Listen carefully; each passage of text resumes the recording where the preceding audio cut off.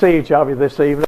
Appreciate your presence, and got a few more seats. If folks come in, tell them there's several rows here that have some places on them, and that will be good. And 4 seats down here, 3 over here, etc. So let's begin our class now with prayer. Our Father in heaven, we thank you for the blessings you give us. We thank you for your word. We thank you for your Son who came and lived on this earth. And we're thankful that we have had some experience in being at these places where the patriarchs and the prophets and the judges and the Son of God came and lived among men. Pray you'd guide us in our study. In Jesus' name, amen. Okay, this evening we want to continue with the things that we were talking about last time, and I'm going to move after this into the study of the animals, some of the animals of the Bible, especially the significant ones that they used in their daily activities and so on. And so this picture was made at Nazareth Village, and there are these ladies. They're at the well, and whether that's a well or a cistern, I don't really know, but you will also notice sometimes here, and these things are, whether this was really like this or they've made it this way, I imagine that's the case really. And so what you will observe is that there'll look like there are little places here where ropes have come. And I've seen old wells where this is really the case. They're just almost worn out because they took a stone, chiseled out the center of it to put on top of a well. And then that ropes coming up and down just simply wear it out because maybe it's soft material at it anyway. I wanted to show you this at Tel Hebron. Hebron, we call it Hebron mostly, but it's pronounced Hebron there. Among the Arabs, it's Tel Rumida. So Tel Hebron, we will call it that because that's the name in the Bible. Abraham was there in his time, and it was there that he bought the cave of Machpelah. The cave of Machpelah, you remember from some of the local people. You see, he had come into the country. He had no land.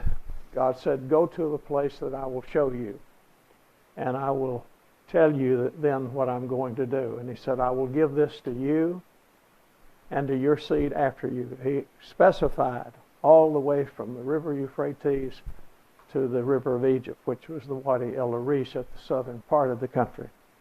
And that's rather significant. There is this house that was there that has been excavated. And what you are looking at here, I'll give you just some idea of some of these things, that this is let me go right here. Is that it? These columns are part of what was called a 4-room house. Now don't worry about that. I'll explain 4-room houses later and show you some pictures, 4-room houses, and some diagrams that will make it a little more sensible to you as to why they are called that. But Israel began to build that kind of house. There has been one found in the land of Goshen. Maybe it belonged to Israelites. And then when they went into the land, gradually, they first, when they could, they lived in other people's property. They ate the orchards from there, the vineyards from there, and so on. But eventually they had to do things on their own. And so that's what happened. Now, the building that you see around this, that is the concrete that you see, and looks like little lights up there. I think they're just posters or something. And that is part of an apartment building that's built on top of this. This happens a lot. So an excavation takes place, and then building takes place over that. And the reason is, in so many places, in Jerusalem, it's especially true like that, is because space is limited. So that is what has happened here at this place. I was here in 2017, I think that's the right year, and I believe in 2019, David Padfield went, and they had done this. They had painted this inside to let you see what was going on in this little area. So, several things are going on. There is another picture that shows somebody with sheaves over his shoulder, bringing in the sheaves. And you will see some of that right here, if I can get the right one, right there. See that? See, he has the grain there, that's grain. And then you see here the grapes, and somebody's bringing in the grapes. And the pressing floor for the grapes, where they're crushed by the feet of the people, is right there. And then in the foreground here, this picture is rather interesting. This is the barn, right down here. Got the barn? I'll get the barn in a minute. You see? Now, what would we call that? We'd call it a pit or a silo, wouldn't we? So you'd have a large area. It's not very big. It's about like this. This is just probably for this one house. But if we should go to a place like Megiddo, where they had horses, and it was a place where both Solomon and Ahab kept their horses for their military exploits, you would find a much larger place. And so I have, in a moment or two, I have another picture that will show you what that would look like. So this is just painted by an artist to let you see what was going on at that particular place. I showed you this or talked about it last week, and that was at Samaria. This is a wheat field that has been cut, most likely cutting with an instrument like this, you see, to cut it down. And you can see them using a hand, what's that called? Sickle, yeah, hand sickle, or sometimes you will find them with the long pole and the one like this. And so they're doing it this way. So that probably is more efficient in a large operation. And that hill on the left over there is the hill of Samaria. It's called that in the Bible.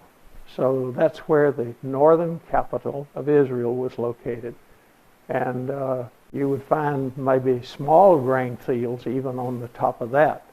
But here's a large one. Now, let's take a closer look at these sheaves that are here.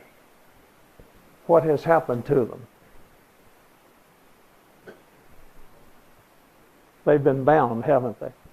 And if you would look carefully, I saw some illustrations, I thought, of some string. You can see where they've been kind of pulled around, like maybe right there. Is that a string? It looks like it might be. So in places like that where they've bound them, you see, to make it easy to carry them and move them. And of course, I guess if we said, let's name one Bible woman who worked in the fields like that, who was that? It was Ruth.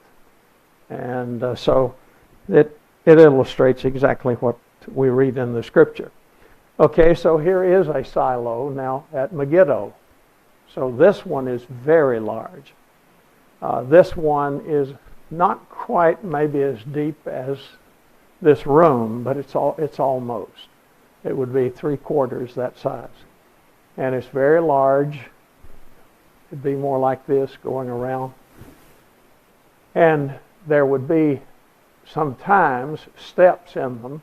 I do not see steps in this one, but there would be steps in them so that you could go down to the bottom as you began to use up all of the supplies that were there.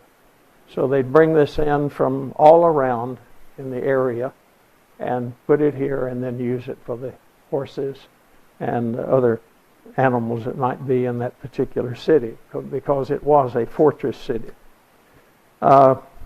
Looking further, this is back at the four-room house at Hebron, and this is a different picture without any of the painting, and so that shows you that's just one for a small group or a family that would have their grain there.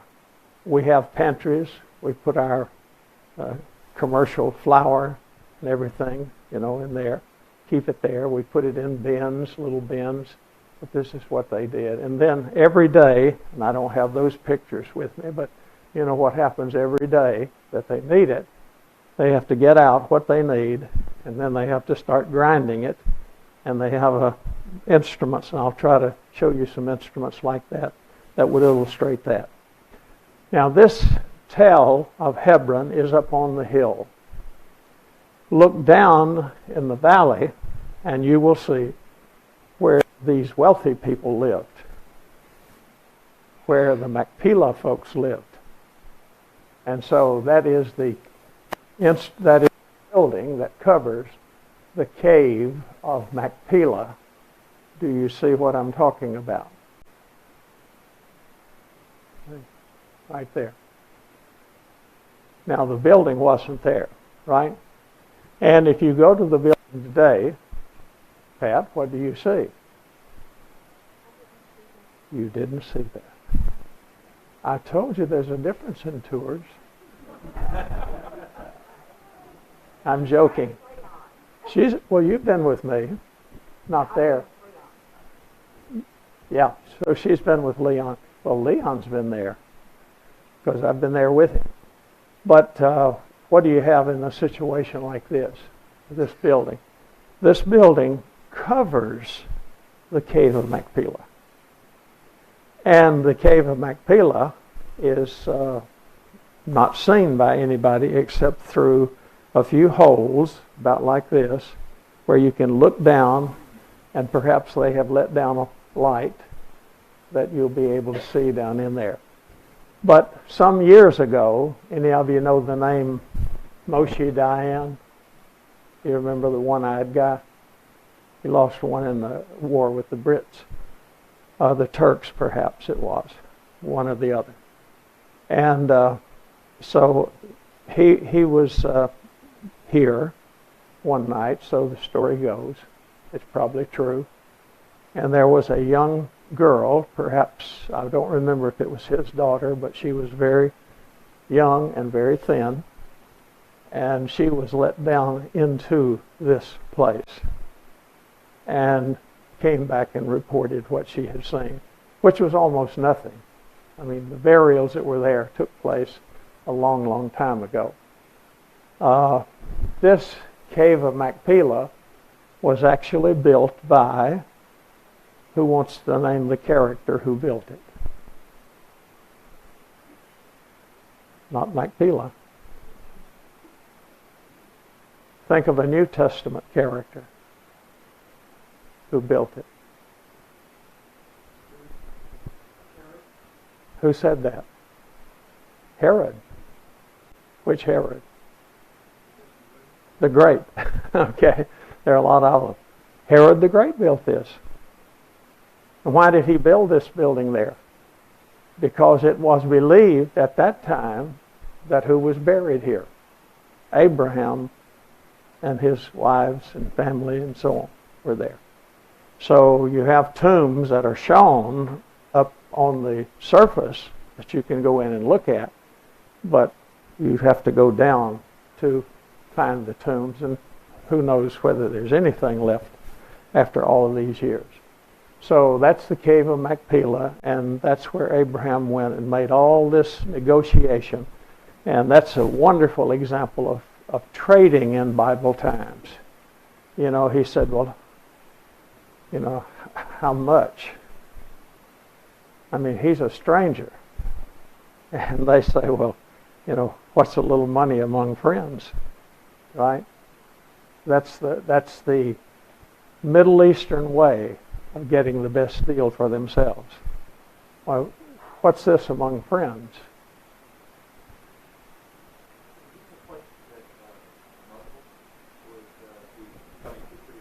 It's divided into two parts, and the Muslims have the larger part. That's why it's like it is. And the Muslims go in on the right end here.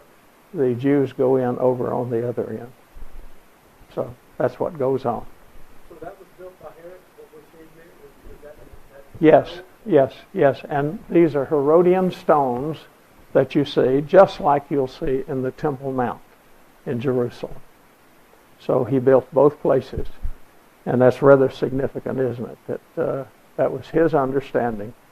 And I mean, of his time, that was what they understood about that it was that way. Near the home of Abraham, which was said to be at Mamre, just a little on the outskirts of the town, there were said to be and also an oak there.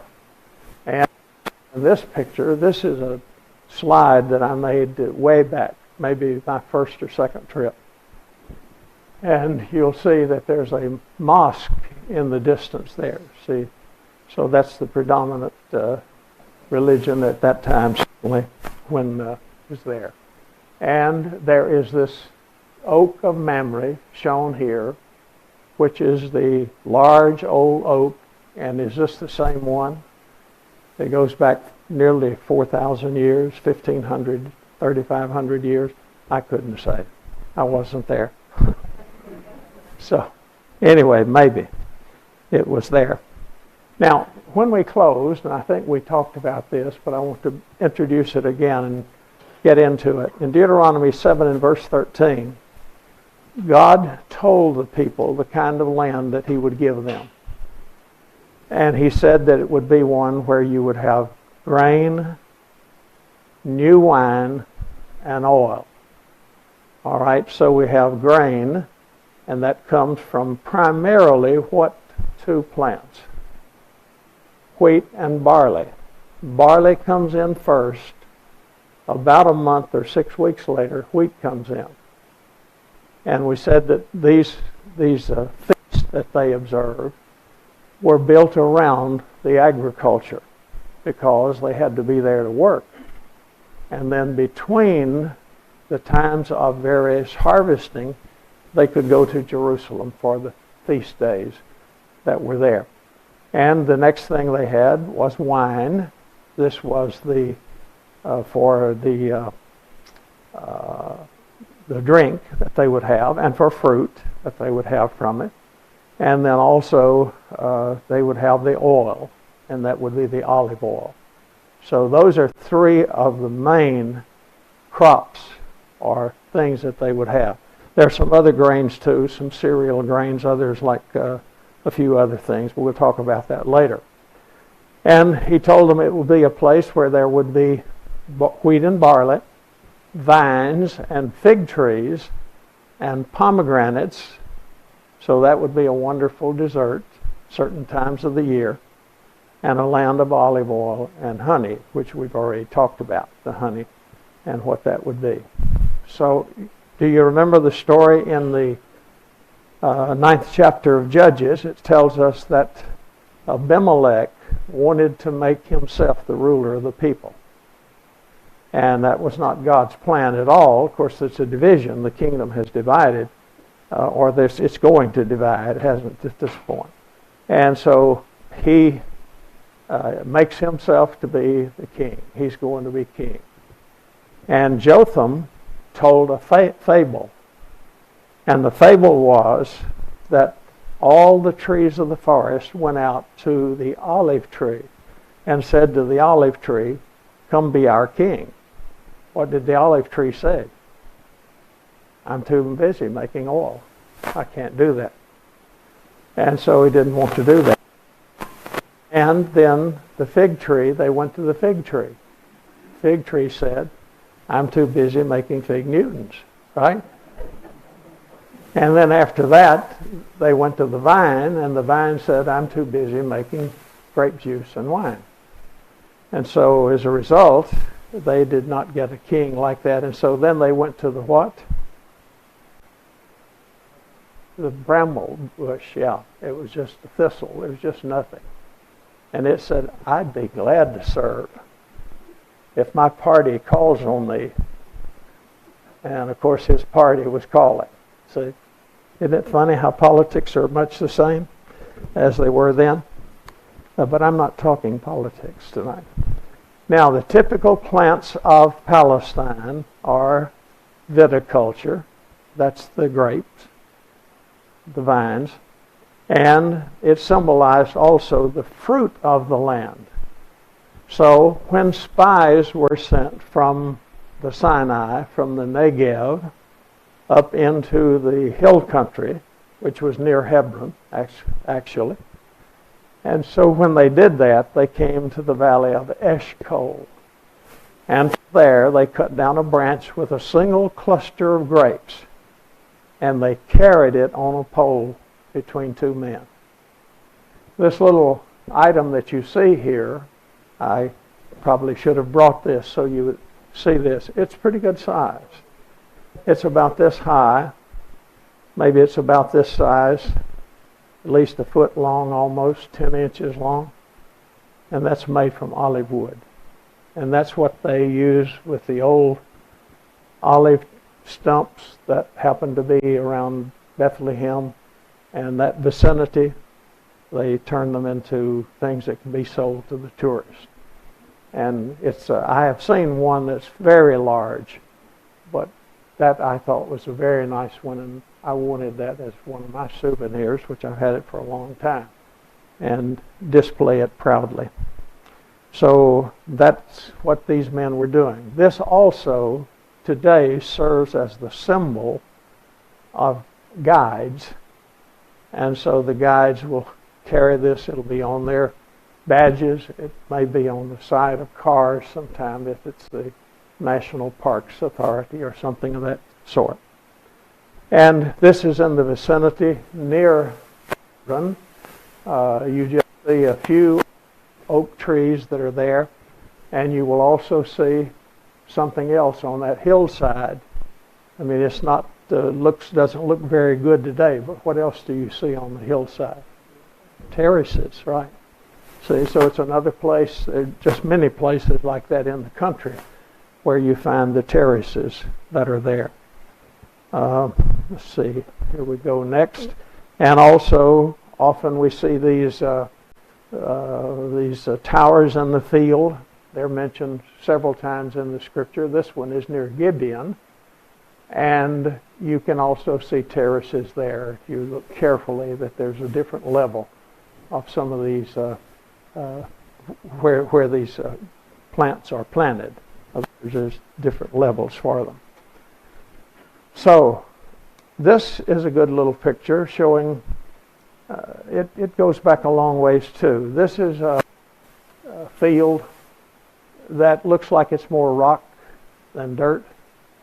And of course the vines grow very well in that because they have to have a lot of moisture. And so there's a man, and he's doing exactly what we read in the Gospels, and we read it also in Isaiah 5. And that is, he is gathering the rocks, the larger rocks out of the field, and then he is building fences with them. Look at the rocks he's picked up. And then look, it's just solid rock, it looks like. And so it is not an easy job to get a vineyard ready to be used. But once it's ready, then of course they continue. And then sometimes they do what Jesus talked about. They let it out to others expecting a good return, because these men will take care of it. And just like you hire shepherds, you could hire vine keepers as well. And this is another one of the older pictures that is from that vicinity. I remember guides saying in those early years that this is probably the area of Eshcol. This is probably the area, because that's the way they knew it, as a place where it grew many vineyards, and it's altogether possible that that is the case. And you'll see the hillside, you'll see the terracing, and also, of course, the vineyards that are there. Okay. Now, how are the vineyards watered? How are they watered? And especially during the dry season, what's going to happen? Well, the Bible tells us what happened. Isaac blessed Jacob, and he said, now may God give you of the dew of heaven and the fatness of the earth and an abundance of grain and new wine. So they're going to have this dew that is going to come on the place somehow. Esau was supposed to settle away from the dew of heaven from above. And where did he go? Which direction did Esau go? He went to the east, didn't he? To Edom. He went to Edom. Edom comes from Esau, the name does. So where is Edom? Anybody know? What country would we go to today to see Edom?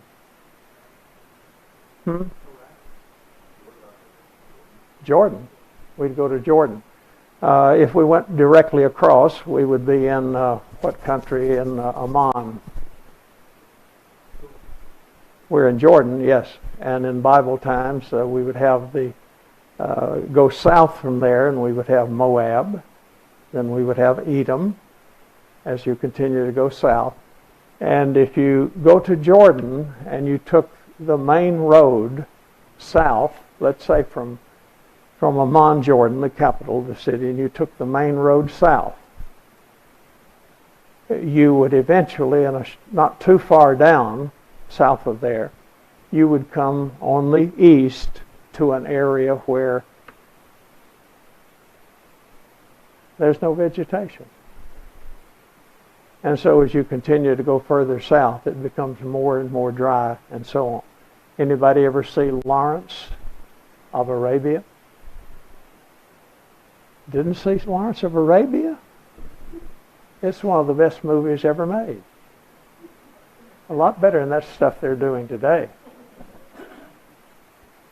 Now, I put it one of the top movies that I've ever seen, and I haven't seen a lot of movies, but it's one of the top.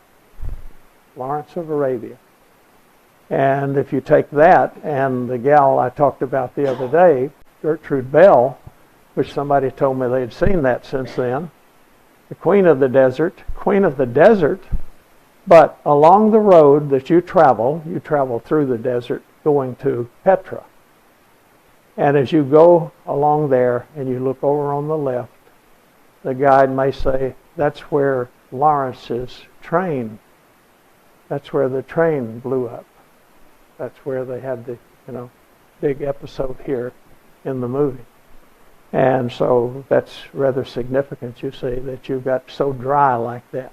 So anyway, I wanted to emphasize that they are settling away from the dew of heaven. And that's rather important to us to realize. Moses said, so Israel dwells in security. The fountain of Jacob secluded in a land of grain and new wine. His heavens also drop down dew. There's an emphasis on that it drops down dew. Deuteronomy 33:28. Incidentally, several people have told me, I wasn't able to be there, but I watched it on streaming. Did y'all know that you can see it? Please come to class. But if you have to be out, you can see it. If you've got a friend that says, I really wish I could be in that class, but the room was so full the first week, and so what are we going to do? Well, say stream it. Stream it. So we're talking about dew, though, right? And here we go. David mourned for Saul and Jonathan. He's on Mount Gilboa. And he says, let not dew or rain be on you, nor fields of offerings. So to say don't let the dew be on you is to put a curse on something. And that must have been something that would have happened temporarily at the time. I don't think it's something that's permanent there, certainly not today. It's a beautiful mountain. Elijah said, surely, when he talked about there'd be the famine, he said, surely there shall be neither dew nor rain these years.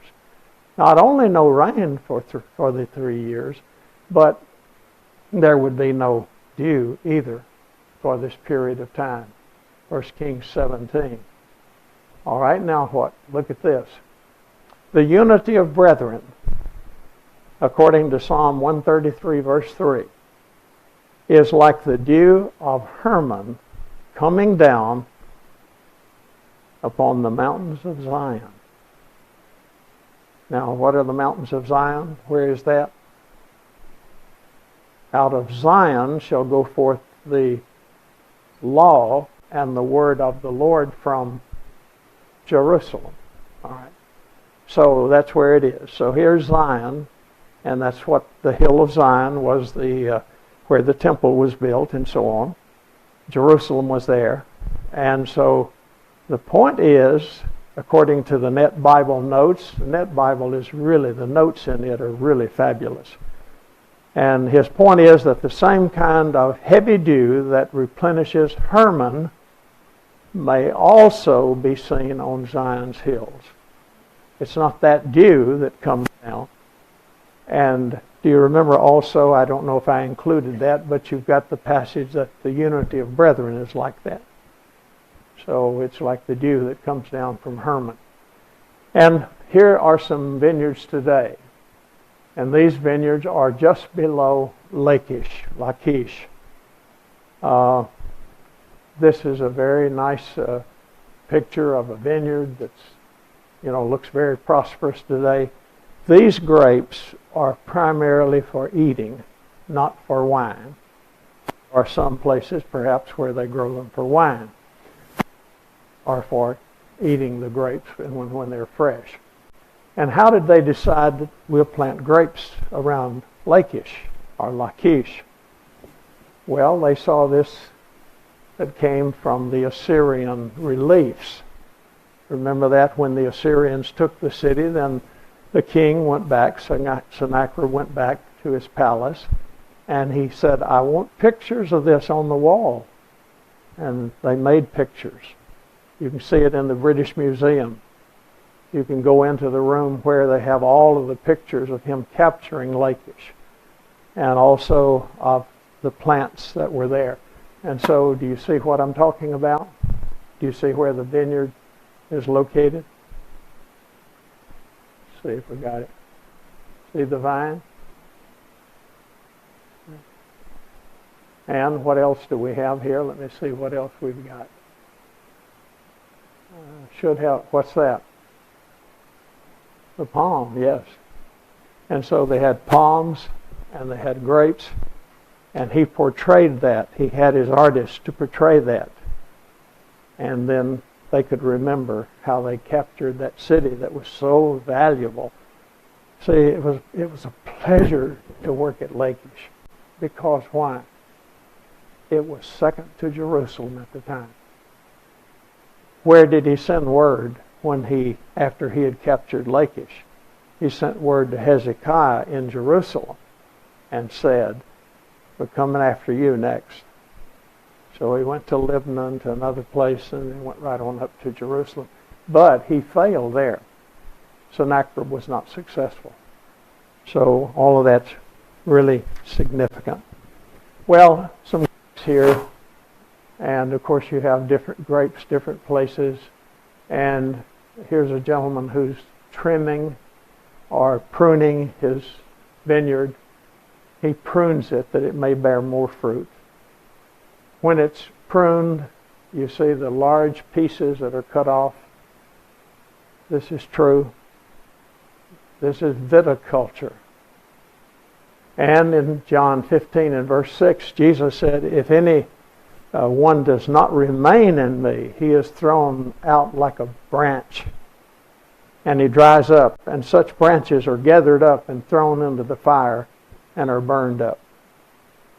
So Jesus used these illustrations from agriculture and also from daily life in his teaching. And this I also saw at Lachish, among those many vineyards I have. You'll see vineyards lots of places. They are all around Hebron and up and down the central mountain range there. And also you find a lot of them here. And so there's the pieces that have been cut off and pruned. They didn't bear any fruit. and then they burn them. And that's what you have left. And so that's the illustration Jesus used about the way that it would be with disciples that did not bear fruit. And these are grapes in the month of August in the vicinity of Lakeish. And you just see them like this. They're just, wonderful looking and wonderful tasting too. It's okay to steal a grape because it's like what Jesus talked about, wasn't it? Going through the fields. You can do that and then eat that grain. So that's very nice. And look about the treading of the grapes.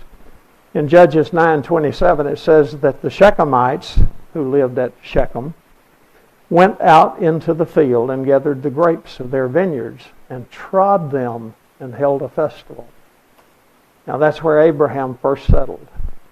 And there's a real big clue in that about that he was at Shechem.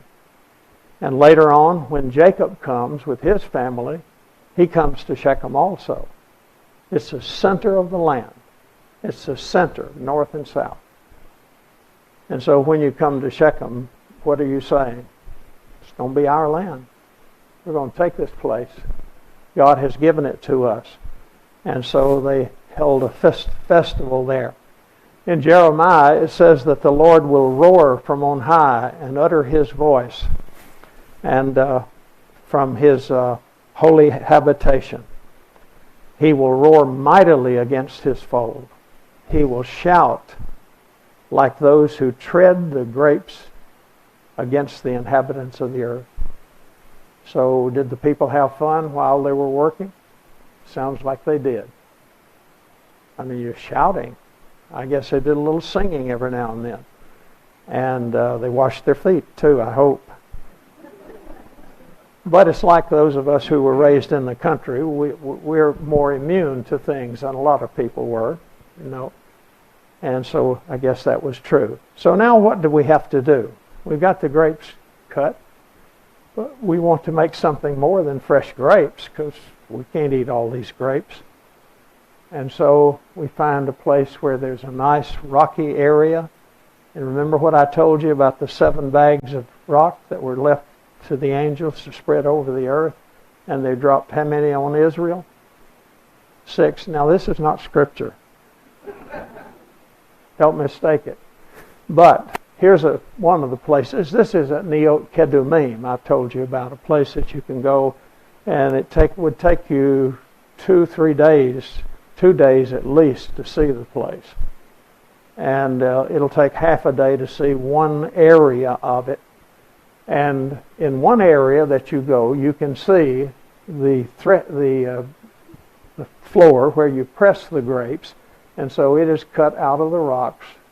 And here it is right here. See that smooth area? And then what's this right here? That's the vat. That's a shadow in it. Makes it look like it's full, but it's nothing in there. So the shadow in it. So there are several of these here in this place. They have them at Nazareth Village in the natural rock that is there. And many other places in the country you will see these. Also, in addition to that, there are some that are larger and more professional. This is in the Negev. That's the south. Other versions in English had the south. You'll go to the south. And the word is Negev. N-E-G-E-V. They sometimes spell it N-E-G-E-B. Simply a desert place. It's not the wilderness of Judea, similar in the way that it looks. So you put the grapes in here, you trod them, have a lot of people getting in there. This is in the Byzantine period, and I would say this was more professional. In other words, it's commercial. They're going to sell this product. And I'm doing it, and I don't know why. I'm not touching any of it. Sorry about that. And so watch now and see what happens. It comes down into the vat there from the treading area now down into the vat. And this is the way the grapes are prepared. Okay, in Joshua chapter 9 and 10, you remember that these people meet the Israelites when they are coming from Jericho. They're coming across the Benjamin Plateau. Jerusalem was in Benjamin actually. And so from Jerusalem north is the tribe of Benjamin, and that area is a plateau, like a smooth, more or less flat area through the hill country. And so they come up through there, and so these people came to them. They set out as envoys, and they took worn out sacks on their donkeys and wineskins worn out and torn and mended. Yet they put them in animal skins. And so it says that these wineskins, they said, which were new, and behold, they are torn. Oh, we've had such a long journey. I mean, it's after all 12 miles, 10 miles down there. They said, oh, these were new when we started out. And so they convinced the Israelites, but of course God saved them in the battle that took place and all of that. Now, that happened. These people were from Gibeon.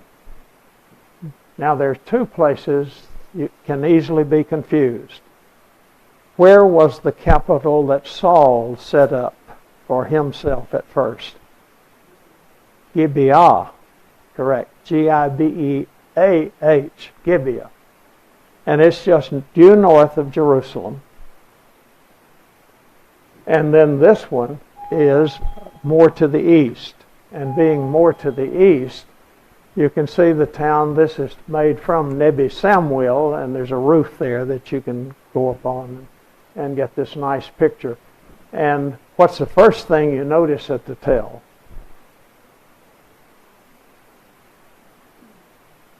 What's the first thing you notice? Terraces. They're just everywhere. Terraces. All of that had to be done by workers. And you'll notice another thing at this place. This end to the east doesn't have as much on the top. You don't see much. Over here you see houses. You see that?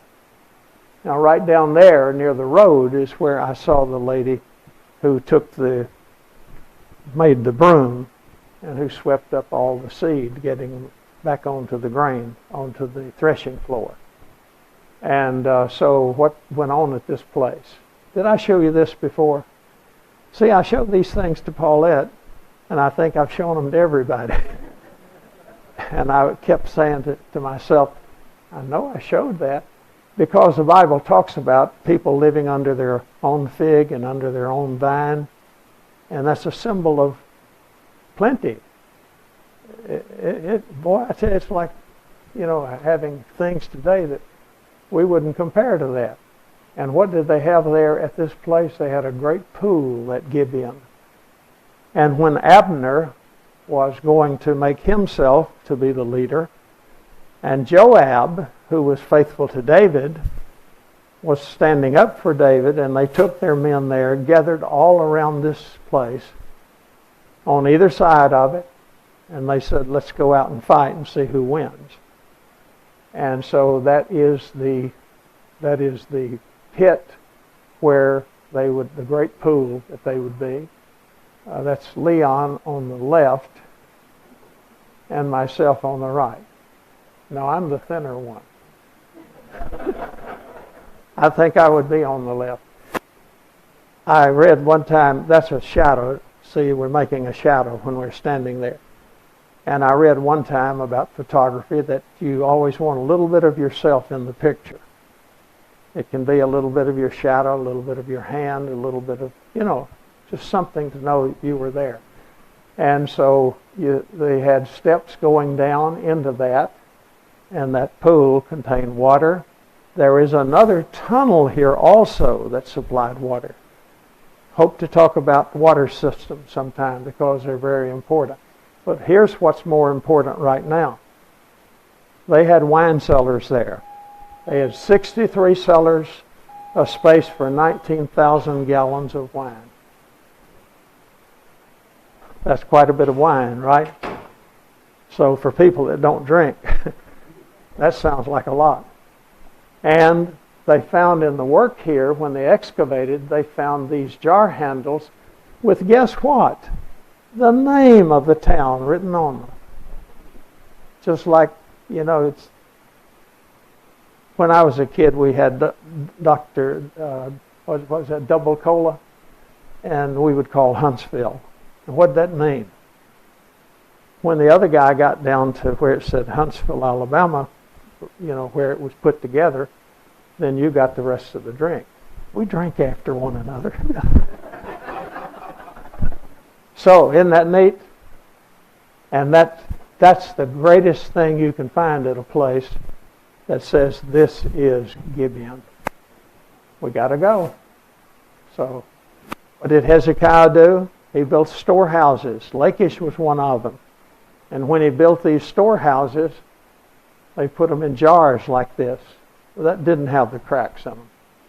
And they put on the handles, they stamped the handles, and these are called lamelech. L-M-L-K. Melech is the Hebrew word for king. L is to the king. So that's your taxes. And you took yours to Hebron, or you took yours to Lachish, or you took yours to wherever were these places. We better close. Thank you so much for being here tonight.